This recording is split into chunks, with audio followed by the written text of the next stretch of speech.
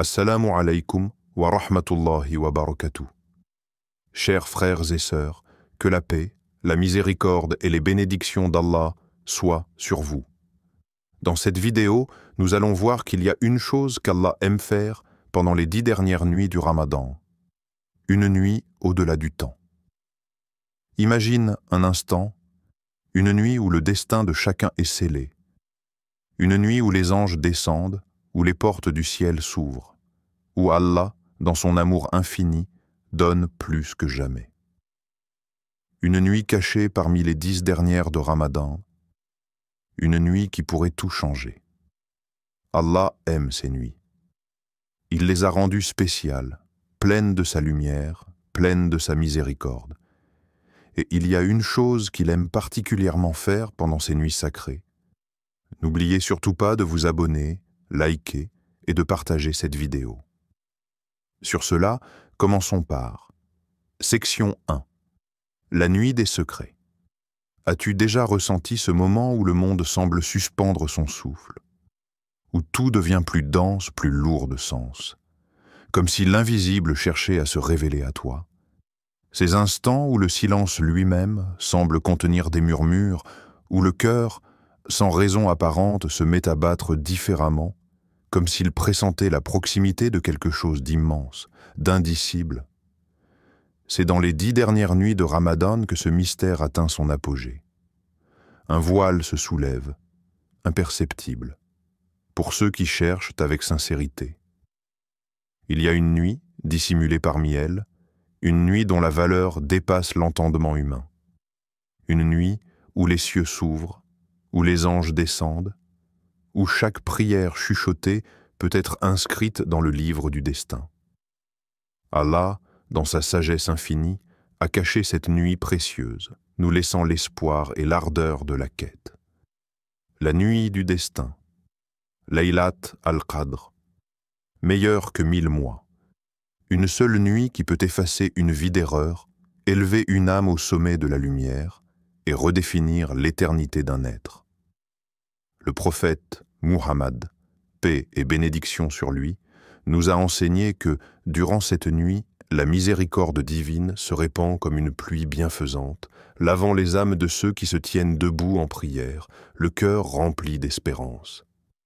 C'est une nuit où chaque supplication peut être exaucée, où chaque larme versée devient un témoignage gravé dans l'infini. Allah dit dans le Coran: « Nous l'avons certes fait descendre, le Coran, pendant la nuit d'Al-Qadr. Et qui te dira ce qu'est la nuit d'Al-Qadr? La nuit d'Al-Qadr est meilleure que 1000 mois. Durant celle-ci descendent les anges, ainsi que l'Esprit, par permission de leur Seigneur, pour tout ordre. Elle est paix et salut jusqu'à l'apparition de l'aube. » Sourate Al-Qadr 97, 1-5. Alors, quand la nuit s'étend et que tout s'apaise, oses-tu tendre la main vers l'invisible? Oses-tu, en ce moment unique, te perdre dans la lumière de la proximité divine? Section 2. Le pardon divin, une histoire de rédemption. Imagine un homme accablé par ses fautes, hanté par ses erreurs. Chaque nuit, le poids de ses remords l'écrase un peu plus. Il marche dans ce monde, mais son cœur est prisonnier de son passé. Il fuit, tente d'oublier, mais les souvenirs de ses péchés le suivent comme une ombre silencieuse. Jusqu'à ce que, un soir, dans l'obscurité d'une nuit de Ramadan, il s'effondre. Ses mains tremblent, son souffle est court. Il lève les yeux vers le ciel, mais il n'ose pas espérer. Et pourtant, une lueur vacille en lui. Un dernier sursaut d'espoir. Alors il murmure, la voix brisée: « Ya Allah, y a-t-il encore une chance pour moi ?» Ce qu'il ignore, c'est que cette simple question est déjà une réponse. Une main tendue vers le ciel n'est jamais ignorée. Une larme sincère a le pouvoir d'effacer des années de dérive.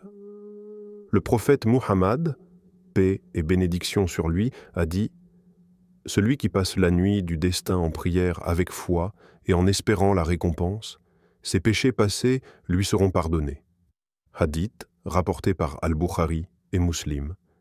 Laylat al-Qadr. Une nuit où les portes de la miséricorde s'ouvrent sans limite, où chaque âme, aussi brisée soit-elle, peut renaître. Allah aime pardonner dans ces nuits. Il aime offrir une nouvelle page à celui qui le cherche sincèrement. Mais toi, quand as-tu, pour la dernière fois, pleuré en demandant son pardon?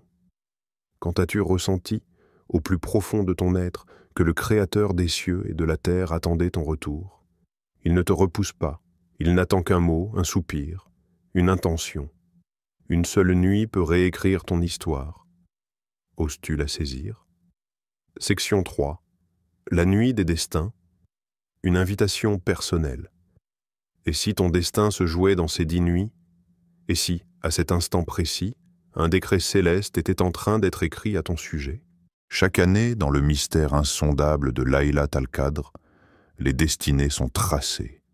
Ton avenir, ta vie, ta subsistance, ton bonheur, tes épreuves, tout peut être décidé dans ces moments bénis.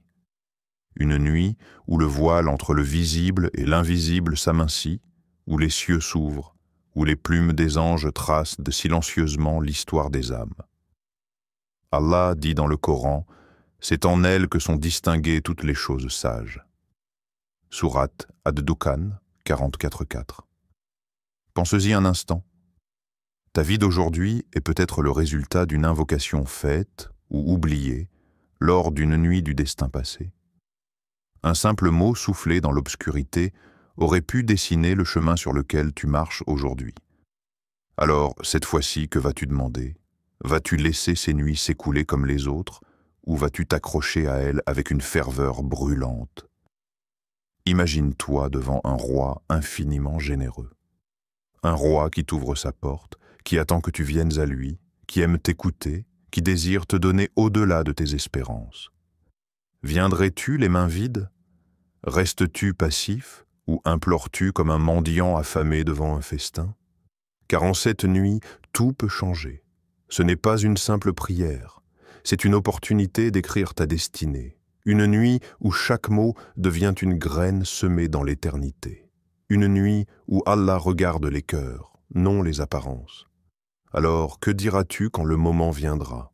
Vas-tu seulement souhaiter ou oser exiger, supplier, insister, jusqu'à ce que le ciel s'ouvre pour toi? Section 4. Le plus grand cadeau, un Dieu qui aime donner. Il y a quelque chose qu'Allah aime faire plus que tout dans ses nuits, donner. Il donne sans limite, sans compter, sans retenue. Il donne sa miséricorde à ceux qui doutent d'en être dignes. Il donne son pardon à ceux qui pensent être allés trop loin.